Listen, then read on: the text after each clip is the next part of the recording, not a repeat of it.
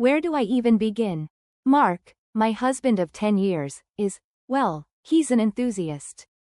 I'd always chalked it up to his personality. He throws himself wholeheartedly into everything he does. When he took up woodworking, our apartment smelled like sawdust for months, and I found wood shavings in the most unexpected places.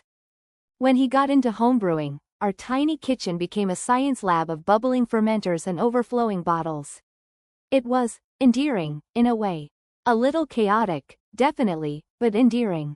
But then he found urban exploration. It started innocently enough. He'd always been fascinated by history, and he stumbled across some online forums dedicated to exploring abandoned places. Old factories, forgotten hospitals, crumbling estates, places that time had left behind. He'd spend hours poring over maps, researching their history, meticulously planning routes. At first, I was worried. These places sounded dangerous, filled with asbestos and unstable structures. But he assured me he was always careful, always wore the right gear, and never took unnecessary risks. And honestly, the pictures he showed me were amazing. Hauntingly beautiful snapshots of forgotten grandeur. A ballroom with peeling wallpaper and a grand piano covered in dust. A medical ward with rusted operating tables and rows of empty beds. A factory floor with silent machinery and cobwebs hanging like macabre decorations. He saw beauty in decay, stories whispered by the ghosts of the past. I even went with him once.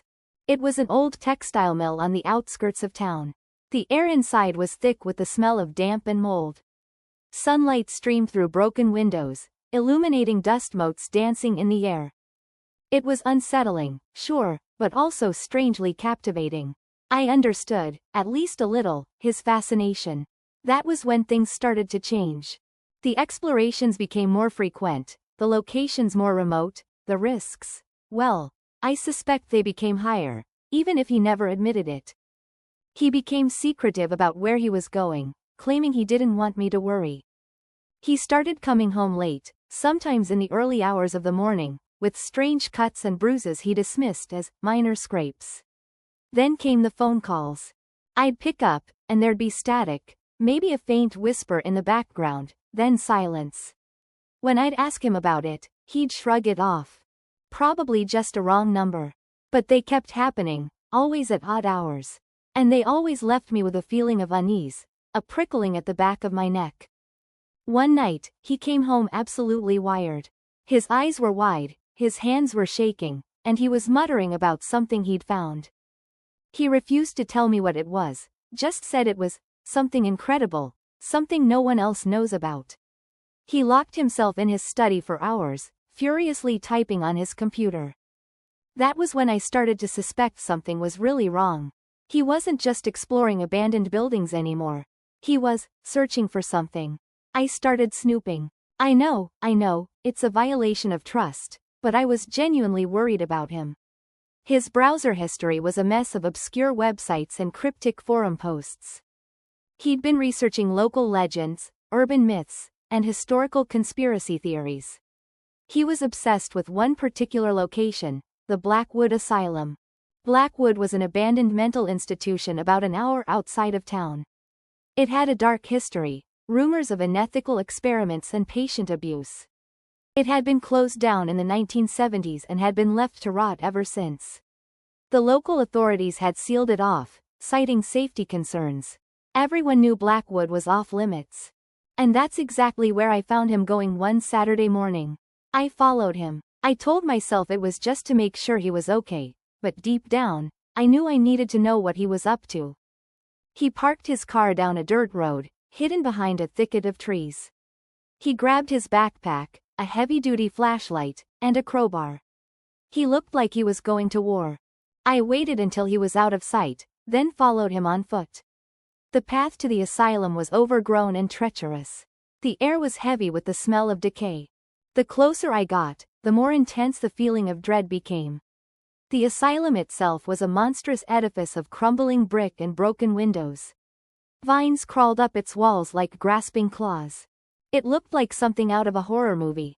I could hear the wind whistling through the broken windows, making eerie moaning sounds. I found an opening in the fence and slipped inside. I followed the sound of his footsteps, deeper and deeper into the building. The interior was even more horrifying than I had imagined. Graffiti covered the walls. Medical equipment lay scattered on the floor. Patient files were strewn about like confetti. The place reeked of disinfectant and despair. I eventually found him in the basement. He was standing in the middle of a large, circular room. In the center of the room was a stone altar. And on the altar was a body. Not a fresh body, mind you. A skeleton. But not just any skeleton. This one was wearing a tattered straitjacket. Mark was staring at it, his face illuminated by his flashlight. He looked entranced. "Mark!" I screamed. He jumped, startled, and spun around to face me. "What are you doing here? What are you doing here?" I demanded, my voice trembling. "What is this?" He hesitated, then sighed. "It's complicated." "Complicated? You're standing in a room with a skeleton wearing a straitjacket. How much more complicated can it get?" He finally told me everything. About the online forums, the local legends, the conspiracy theories. About Blackwood Asylum and its dark history.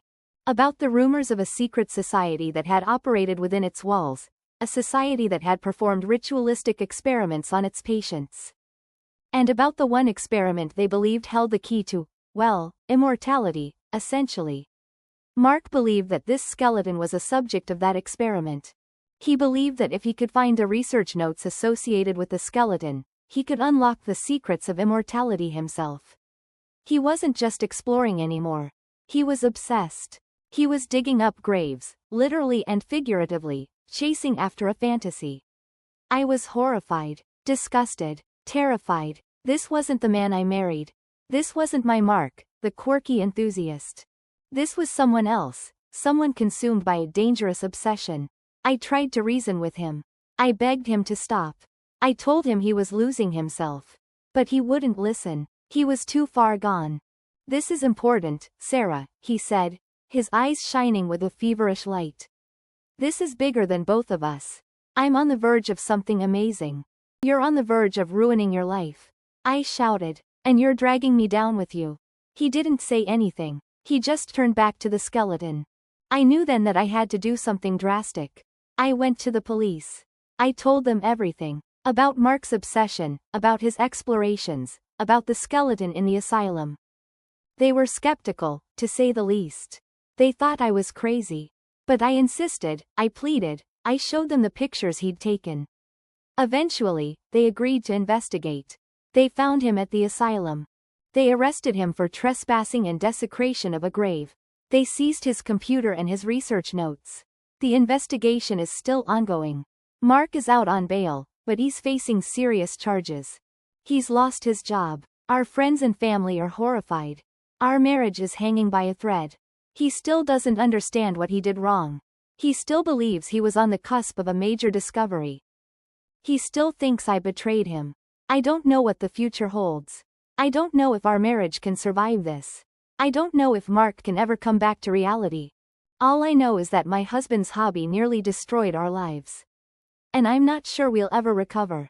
I think the worst part of all of this is not the potential legal troubles, not the looks, not even the ruin of our marriage. It's the realization that I didn't really know the person I was married to. I built a life with a man who had a dark, twisted corner in his mind that I never even glimpsed. And now, that corner has consumed everything.